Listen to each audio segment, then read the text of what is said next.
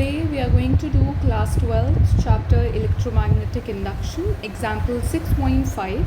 Talking about this example, it is completely based on conceptual learning on how actually a current is induced through magnetic field.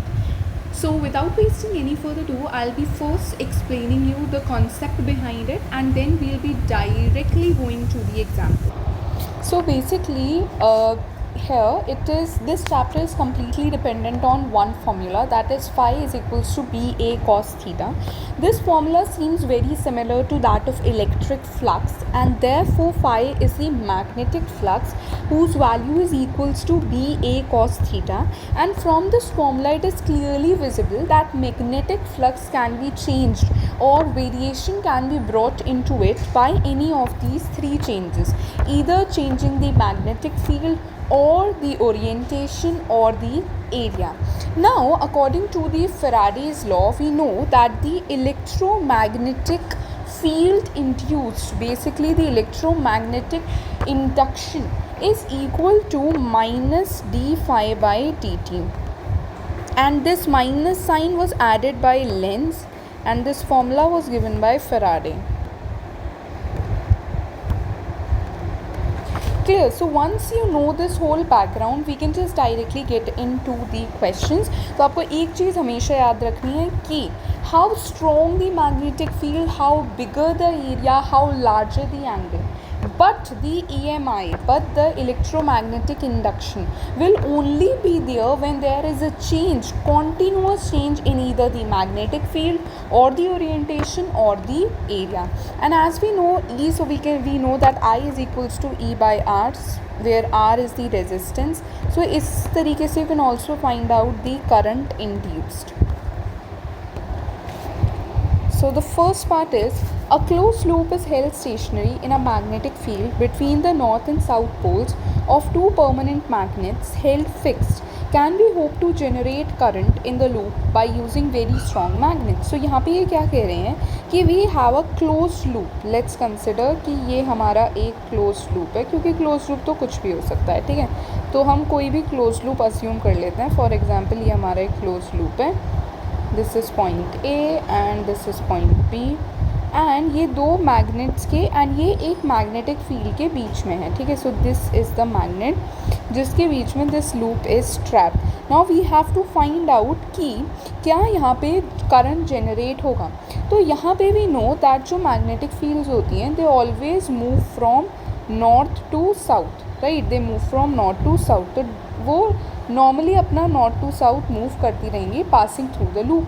अब यहाँ पे आपको clearly दिख रहा है कि there is no change in area, there is no change in the magnetic field that is passing through the loop, और there is no change in its orientation.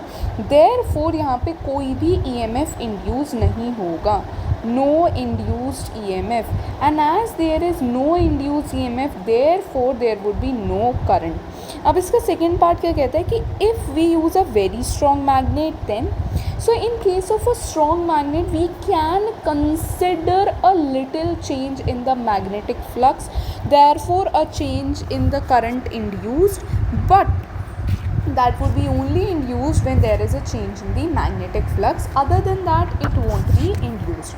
And magnetic flux में change कब आता है? When there is a change in the magnetic field, area or the orientation. I am repeating these lines because these are extremely important and the base of this whole question.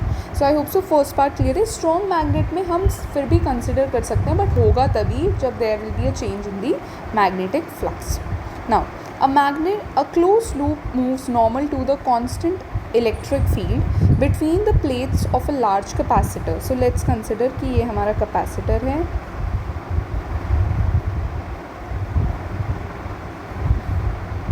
ठीक है. अब यहाँ पर हमारे पास एक closed loop है, तो ये हो गया हमारा closed loop. अब when it is wholly inside the region, तो यहाँ पे हमारे पास दो केस हैं. फर्स्ट केस में it is wholly inside the region of the capacitor, and second case में it is half inside and half outside, ठीक है. तो ये हो गया इसका आउटसाइड वाला पार्ट एंड बचा हुआ इज़ इन दी इनसाइड. तो अब आपको बताना है will there be the what current induce होगा या नहीं होगा. तो अब आपको क्लियरली दिख रहा है कि यहाँ पे जो आपकी मैग्नेटिक फील्ड होंगी they will go from positive to negative. तो क्या यहाँ पे कोई करंट इंड्यूस होगा? नहीं, बिकॉज कोई मैग्नेटिक फ्लक्स में चेंज ही नहीं है। No, the current is induced in either case. Current can not be induced by changing the electric flux. यहाँ पे सिर्फ और सिर्फ किस चीज़ का चेंज आ रहा है? इलेक्ट्रिक फ्लक्स का, क्योंकि यहाँ पे क्या है, कैपेसिटर है और इलेक्ट्रिक फील्ड नॉर्मल है, तो यहाँ पे चेंज किसका आ रहा है? इलेक्ट्रिक फ्लक्स का। लेकिन हम इंड्यूस करंट तभी कर सकते हैं जब चेंज आए मैग्नेटिक फ्लक्स का। तो आपको ये बात याद रखनी है कि यहाँ पे there is change in electric flux but current can only be induced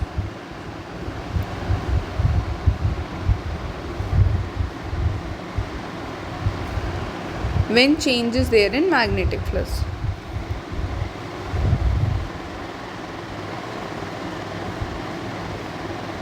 I hope so it's clear. Let me just keep it here.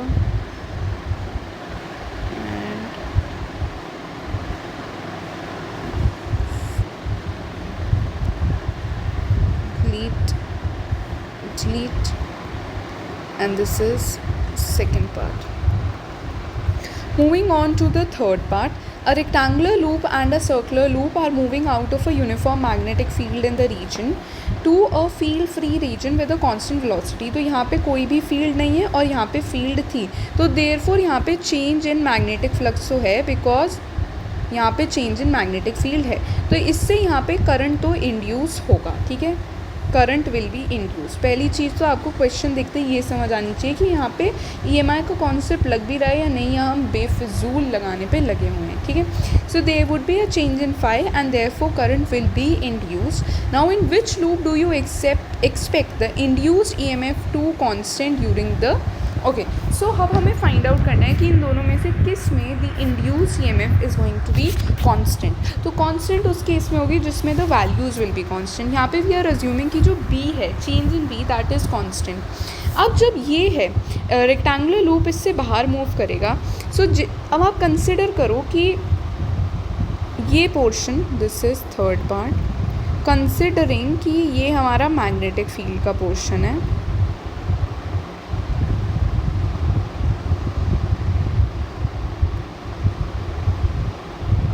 ठीक है, एंड ये हमारा विदाउट मैग्नेटिक फील्ड का पोर्शन है, और यहाँ पे हमारा ये रहा रेक्टेंगल। ठीक है, अब पहले तो ये इसमें इतना था, अब नेक्स्ट केस में ये इससे थोड़ा सा बाहर जाएगा। ठीक है, तो हर केस में ये जितना जितना बाहर जाएगा, I am trying to explain, तो ये इतना बाहर चला गया, राइट। अब नेक्स्ट केस देखो, ठीक है, let me use a different colour. अब नेक्स्ट केस में ये इतना बाहर चला गया, तो हर केस में the amount of rectangle that would be going would be constant. मतलब जो एरिया बाहर जा रहा है वो हर केस में क्या रहने वाला है? It is going to be constant. तो क्योंकि यहाँ पे area that is changing, area changing is constant, therefore यहाँ पे जो आपका इलेक्ट्रिक ईएमएफ इंड्यूस होगा that would also be constant. लेकिन जब हम सर्कल वाला कंसिडर करते हैं, तो ये हमारा सर्कल है, ये हमारा एक मैग्नेटिक फील्ड है, और यहाँ पे हमारी मैग्नेटिक फील्ड है, एंड उसके बाहर मैग्नेटिक फील्ड नहीं है। क्लियर? अब यहाँ से ये सर्कल बाहर जा रहा है, ठीक है, तो अब फॉर एग्जांपल ये थोड़ा सा बाहर गया, तो अब इतना रीजन बाहर चला गया। क्लियर? अभी आप नेक्स्ट वाला देखना, नेक्स्ट में क्या होगा। नेक्स्ट में ये इतना बाहर गया, तो अब कितना रीजन बाहर चला गया? इतना रीजन। मतलब अगर आप सर्कल को एक मतलब कंसिडर भी करो, तो सर्कल में पहले फॉर एग्जांपल इतना रीजन बाहर जा रहा है, फिर जब वो डायामीटर तक पहुंचेगा तब तो इतना सारा रीजन बाहर जा रहा होगा ना। So the circle is like this, and ये कम बड़ा होता चला जाएगा। लेकिन रेक्टेंगल में अगर आप देखोगे तो रेक्टेंगल तो होता भी ऐसे है ना, तो हर बारी जो एरिया बाहर जाएगा वो या तो इतना होगा या इतना होगा, हमेशा वो कांस्टेंट रहेगा। अब यहाँ पे जो एरिया चेंजिंग है that is not constant, area changing is variable, therefore EMI is not constant. Clear? I'll post the PDF in the description, you can take it from there. And इसके बाद हम आ जाते हैं लास्ट पार्ट पे, predict the polarity of the capacitor in the situation describe by this. अब ये जो सारे के सारे क्वेश्चंस हैं, these can be asked as individual questions as well, 2 marker, 3 marker, or in a case based or in a 5 marker question as a part of the whole. So please take this example very seriously. Now predict the polarity of the capacitor in the situation. तो अब जब हम इसको ना मैं individual cases की तरह consider कर रही हूँ. पहले इस केस में जब हम ये वाला मैग्नेट इससे कैपेसिटर के पास लाएंगे या किसी भी लूप के पास लाएंगे, so according to Lenz law it is going to oppose the magnetic field that is being induced, right, its direction.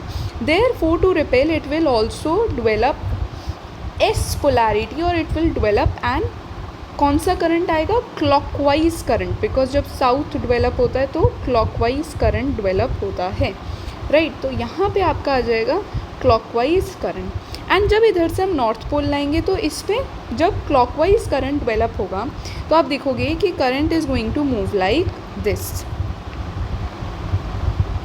Right. जब करंट ऐसे मूव करेगा सो इट्स क्लियरली विजिबल कि करंट कहाँ से स्टार्ट हो रहा है, ए पॉइंट से. और अगर वो ए पॉइंट से स्टार्ट हो रहा है so A point is having a positive polarity. वैसे तो कैपेसिटर में ऐसा कुछ भी नहीं होता, बट कंसिडर कि करंट इस तरीके से है ये लूप. इफ़ यू कंसिडर कि ये हमारा लूप है, ठीक है, एंड इस लूप में यहाँ पे हमारा कैपेसिटर लगा हुआ है एंड यहाँ पे हमारे पास एक डीसी बैटरी है, डीसी वोल्टेज है, क्लियर.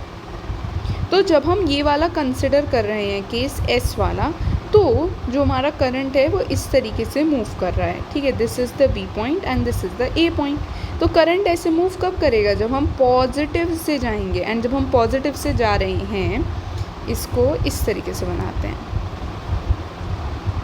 ठीक है. Therefore the current is being induced like this. तो ए यहाँ पे पॉजिटिव हो जाएगा. एंड जब हम नॉर्थ की बात करेंगे तो नॉर्थ वाले केस में यहीं पे कौन सी डायरेक्शन बनेगी, नॉर्थ, ठीक है. और नॉर्थ के केस में जो करंट होगा वो एंटी क्लॉकवाइज फ्लो करने लगेगा. और जब करंट एंटी क्लॉकवाइज फ्लो करेगा यानी कि जो करंट की डायरेक्शन है वो ऐसे ऐसे ना हो के it is going to shift it as ऐसे, ठीक है. उस केस में भी एंटी क्लॉकवाइज के केस में भी ये क्या बन जाएगा, पॉजिटिव ही. तो दोनों केसेस से हमें क्या समझ आता है कि जो polarity of the plate A है that is going to be positive with respect to that of B. And with this ये था इस पूरे एग्जाम्पल में. इस एग्जाम्पल में आपको सिर्फ ये चीज़ें याद रखनी है along with Lenz law. Lenz law एक बहुत ही इंपॉर्टेंट लॉ है जिसके ऊपर बहुत सारे कॉन्सेप्चुअल क्वेश्चंस बनते हैं. So just take care of that and till then keep learning, keep studying. Bye.